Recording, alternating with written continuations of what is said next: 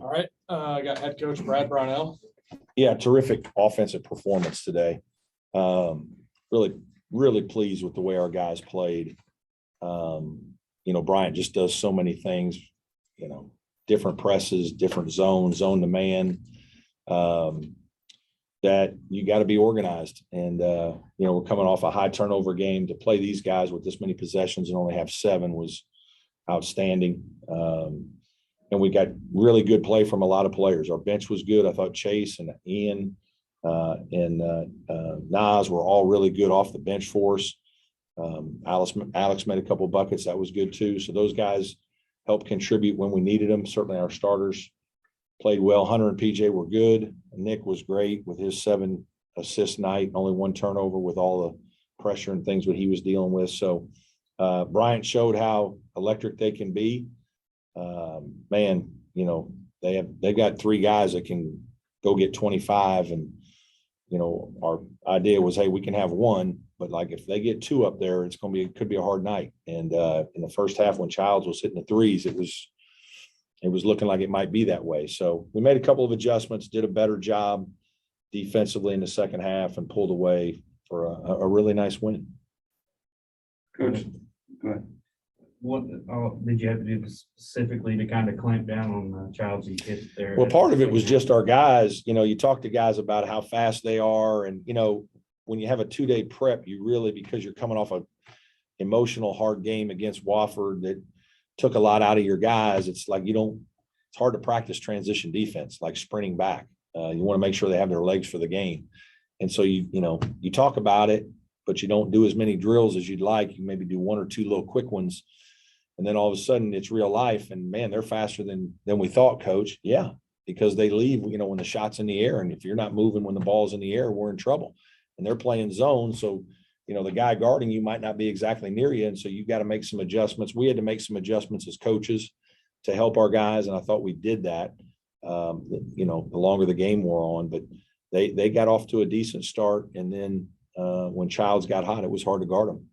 Coach, tonight it was Hunter with 20 points. The other night it was BJ. The opener it was Al. Right. Just one of those teams that could just be a different guy. Yeah, we kind of talked about it. I was asked, hey, coach, who's your go-to guy? Amir's kind of been the guy.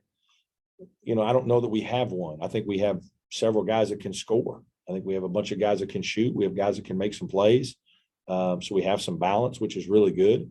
There's not necessarily just one guy that we're going to go to. And so, the game called for, we obviously were trying to get the ball inside against the zone, and PJ and Hunter were the beneficiaries of that initially. But then it spread out. Nick got involved. We made some threes and stretched them a little bit after we got the ball inside. Coach, you mentioned against Wofford, you wanted to see Amir kind of do better on the rebound. He had 5 tonight. Mm-hmm. Yeah, absolutely. Like, I think it's critical that those guards rebound, especially a team like this that's going to shoot. We knew they were going to try to shoot 35 threes. We actually did a decent job of only giving up 27 attempts. Those are long rebounds. And so they're, PJ and Hunter, those balls aren't going to bounce under the basket. Sometimes they're going to be out there and, at the foul line, and your guard's got to go run them down. So that's critical. And Chase had 3 defensive rebounds, which was good. So that's a big part of those guys taking another step to help our team.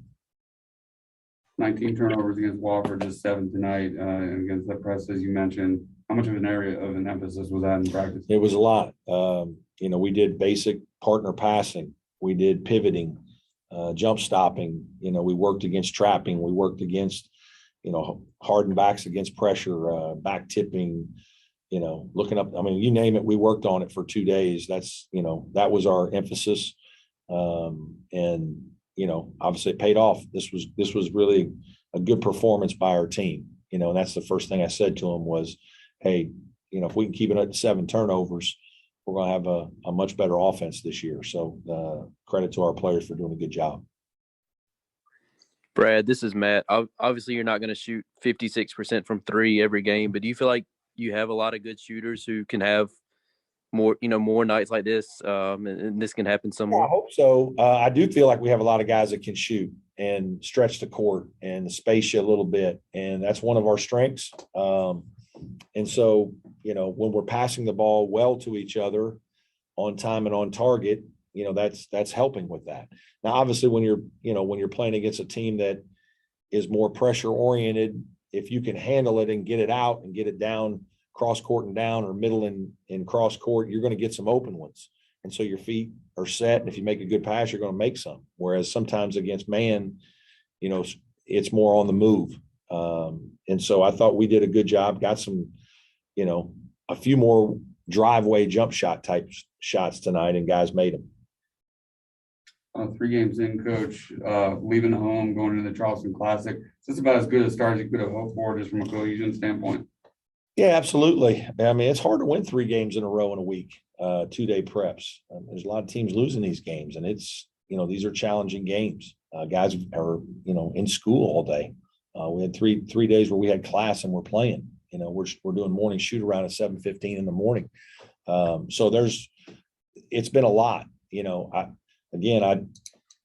looks great now. I felt some fatigue on Saturday with our team, real fatigue. We were tired. And so I really challenged our guys before the game. I didn't sense that we were kind of ready to compete like we needed to, and talk to them about, hey, we got to get our energy level up. And, that's a real challenge for us heading into Charleston. Again, we play Thursday. So Thursday and Friday. So, we've got to be smart as coaches over the next 48 hours with our preparation. And, our guys have got to fill the tank back up so we can empty it on Thursday. Any more questions for Coach?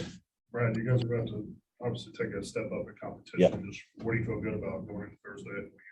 I just feel good about, 3 good wins, different styles of play, mostly zone and pressing today, just tough, hard-nosed man-to-man with a lot of off-ball screening against Wofford on defense. Today, more, dribble flips and weaves and handoffs into pick and rolls.